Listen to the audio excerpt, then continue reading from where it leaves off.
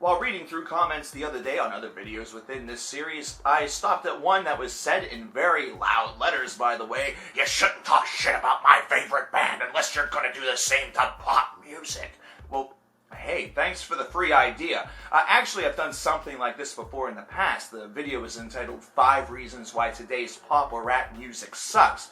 But it's kind of a different thing by comparison to the reasons why people hate pop music. So let's actually examine this a little bit and find out some of the reasons behind this bane. Considering this is a style of music that really has been around since the advent of the radio, and considering it's always seemed to rise above after, other sort of genres such as hard rock or new wave, thrash metal, grunge, alternative rock, and even hip-hop have seemed poised to take it over. So why does it get so much bane? Let's find out today. Here are 5 reasons why people hate pop music. And we, of course, start with number 5. Number 5 is that it lacks creative vision. Yes, there is only one Prince, there is only one Michael Jackson, and it seems for each of those, we get 14 Miley Cyruses, 27 Taylor Swifts, 142 Katy Perrys, and a Nicki Minaj in a pear tree. Aren't we fortunate? Yes, this is certainly one where it seems that the genre is a bit overcrowded at the moment, and one could blame various things for this being reality. American Idol.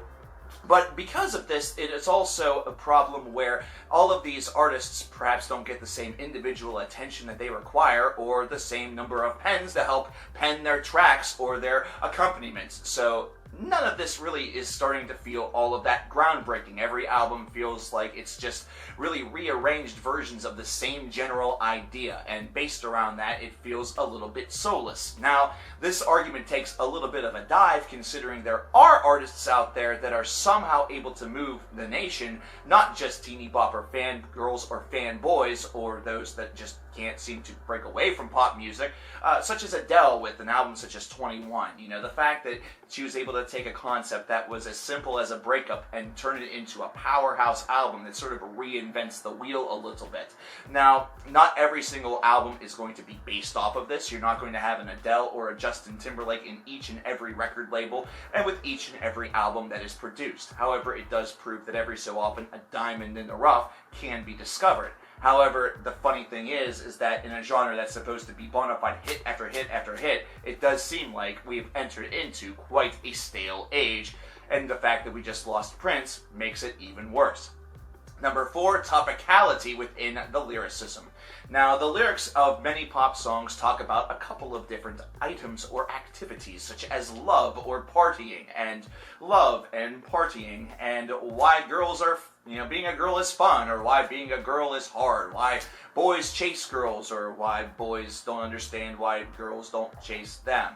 It's definitely not one that runs the widespread gambit of things, but then again, if some idiot came out and danced around and was talking about the St. Louis Cardinals, I'm fairly certain people would be a little bit concerned and think that he's a bit mental. Now, based off of this, pop has always been sort of centered around very human ideas, and one that is always present within the lives of teenagers and young adults is the concept of love and the concept of having a good time. So both of these items being a real part of most mainstream pop is not all of that surprising. In fact, that's been true for many decades. It's just one that feels a little bit more prevalent today, considering there's a bit of a overcrowding within the market, so you hear the concept over and over again. And it's also one that doesn't seem like it has a lot of realism behind it. Some of the lyricism seems to be nothing more than forced metaphor, as opposed to using direct speech in order to really get the point across. Great example of this is that the great tracks from artists such as Whitney Houston or those before her used very direct language that seemed almost conversational in tone, as opposed to trying to come up with a snappy line that's going to be retweeted 10,000 times. Now, that's of course a little bit of a spotlight of the age that we're in and how that's changed, but either way, it certainly made the topicality idea feel a little bit forced also. It's something where branching out sometimes is met with a bit of a disdain as opposed to actual appeal. You take a look at an artist such as Meghan Trainor, who perhaps could be said is trying to further some women's rights, but for every single person that she has that's on her side, there's somebody that thinks that her music sucks, and that's the thing. I'm one of the people that thinks her music sucks, but it's not based around the message. It's just based around the fact that the music sucks. Number 3, it's overly simplistic and it's actually getting worse. Yeah, this is something that's a little bit subjective. It's based off of your real thought process on the whole matter, considering there are more lavish arrangements that have become available. But the idea really is that they're taking a simple concept and simply trying to build an atmosphere that surrounds it, when in reality, it's just still that simple concept. They're just trying to build an atmosphere around it. Yeah, that ring around the rosy effect that we just did there, that's basically what pop music has become here in 2016, at least the stuff that's right up there and in your face. There are a little bit more in the way of colorful arrangements that you heard in some of the decades of the past. However, even with those, some of the most basic of elements, some of the most basic of concepts that made really catchy and creative pop songs were based off of simple jingles. Consider a song such as Girls Just Wanna Have Fun, how easy that register is to really sort of emanate and remember in your mind. It's really that earworm effect that certainly helps you out. What makes that song any different from a pop track of today is the fact that it stuck very much with its simplistic idea. It didn't try to oversaturate it with other things, other production magic, in order to try to make it into this big grand affair. It's kind of the grandstanding, either that or the blockbuster effect that has happened here in pop music. And based around that, it's done something that some blockbusters do, and that's completely bust, not to mention get people completely and totally overly tired of the whole entire concept. You'll notice that in the past year or so, some of the artists that have done the best and have moved the most have been those that have embraced a little bit more of a stripped down style, ones that are able to really do a lot more talk with a lot less motion. Consider an artist such as The Weeknd, and you'll understand what I mean, even though that's music that's also trying to distance itself a little bit from the traditional bubblegum pop variety and a little bit more into pop funk, something that's actually more of a register toward a Prince, which is kind of nice to see. The problem is that with almost every pop trend, it does get doomed to oversaturation, so enjoy this movement because it's probably going to last about 3 or 4 years and then be replaced by something else, or it might be by the next now. Who knows? Number 2, it's an industry effort, not an individual effort. This is probably one of the biggest critiques that you're going to find on the pop industry in general, that this is one where songwriting is shared or songwriting just simply isn't done by the artists at all. And really, you've seen the memes, no doubt, on social media that echo this effect, where you see a song that has been written by perhaps a rock group, or even a group that is also within the pop construct that has only been penned by one individual, or maybe one with a producer helping, whereas on the other side, somebody who is overproduced, such as Beyonce, Justin Bieber, somebody who's constantly in the spotlight or the limelight, seems to always have 8 different writers, 15 different producers, and really a bunch of people that somehow were able to manufacture something that sounds just as static as the track that was preceding it, that was done by the same artist. And based around this, there's a lot of confusion, a lot of conflict that occurs based off of this being an industry idea, when in reality, all the industry is doing what it always has done. It is able to use certain psychology in order to really manifest these earworms inside your head. They're trying to tailor something that is purposefully simplistic or purposefully catchy. That way it is almost impossible to leave your side. And based around that, you sometimes do need a team, I guess, to do that. It's sometimes very disconcerting to hear that a track that feels like it is exceptionally static, or feels like anybody with a little bit of time and some Pro Tools could actually manifest, is actually being handled by 20 different people. But if there's one thing that I will say is kind of like the side project effect in heavy metal or, rock and roll music, this is a great way for a lot of these artists to branch out into other people's stuff and collect more. If you're wondering if it's truly 100% all about the money or all about the music, it's a little bit of both.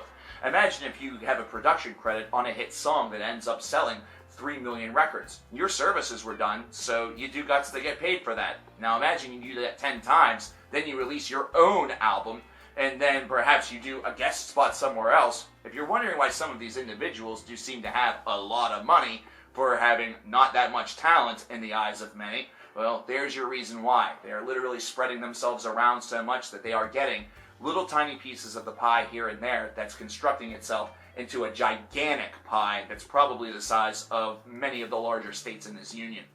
And that brings us to number 1. It's a byproduct of look and not talent. This is easily one of the largest criticisms that you will find for pop music, at least pop music of recent times. That this is something that's all about how an artist looks, and their talent is secondary because it can be dressed up very easily. We see this quite often. This is something where you'll sometimes be listening to a record and all of a sudden a little bit of a weak point in the vocalist's tone will be noted, but then somehow sound absolutely perfect. You then hear her perform live or him perform live, and it seems like they can't hit any of the notes that were experienced on a studio release. Either that, or it's more about the pageantry that surrounds it, more about the event as opposed to the songs themselves. Hell, they could practically just throw on a tape player in the back and decide that they're just going to prance around, and he or she just has to move his mouth, like in a Godzilla movie, in order to actually get the point across. This is definitely something that's a byproduct of the industry. Once again, kind of coupling a little bit with number 2. The industry does more than just sell music. It also sells the experiences that are based around these lavish concerts. The concerts are oftentimes more about the visual pageantry as opposed to the music itself. Trying to couple the two together is not always a simple idea, and sometimes borders on the absolute ridiculous. Consider what many people said about Miley Cyrus having a bunch of gigantic, blown up, stuffed bears on stage with her, and she was, practically molesting them. How that really interferes with the pageantry or promotes the pageantry, who the hell knows, but it certainly was one that did the one thing that the pop industry loves the most, and that's generated a headline.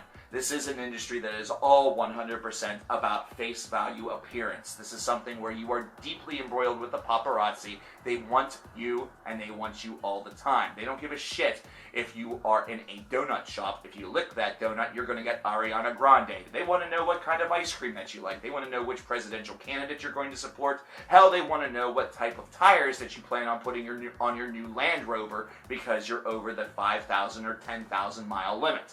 They really don't care. They are vultures. It's their industry because there's a full industry of paparazzi, not to mention propaganda, that's based around this idea that also supports it.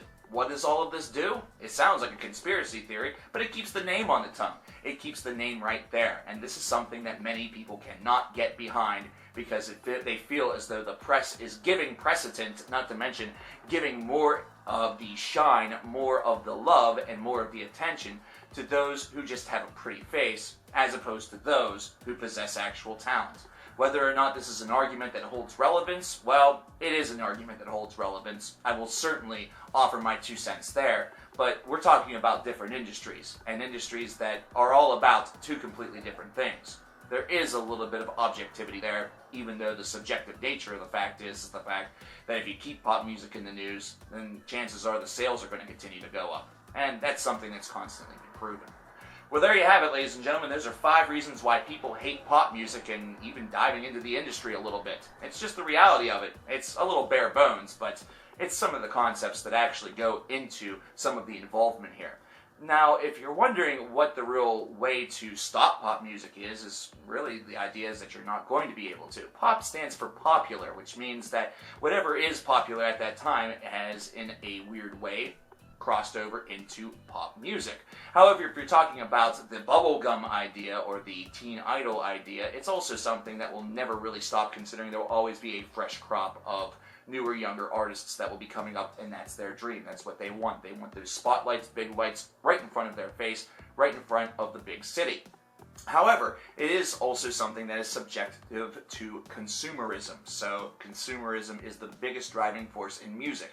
If you really want to see pop music fall, then it's something where you should steer other people, including yourself, toward other styles of music. Is it always going to work out? Probably not, because one of the biggest purveyors of this music are the very young, and the very young do enjoy songs that are a little bit catchy, ones that are very PG, and ones that make them feel a little bit special. And that's something that pop music is damn good at doing. There will always be artists that will be exceptionally very, very good at aiming toward the youth and getting them hooked. And really, in reality, there is some thankfulness that should be possessed there because it does get them interested in music. And eventually, most folks do tend to grow out of this and want to graduate to something a little bit more mature. Do you think that there's any reasons that we missed why people hate pop music? If so, let me know in the comments below. My name is CoverKillerNation, and I'll talk to you guys next time. Take care.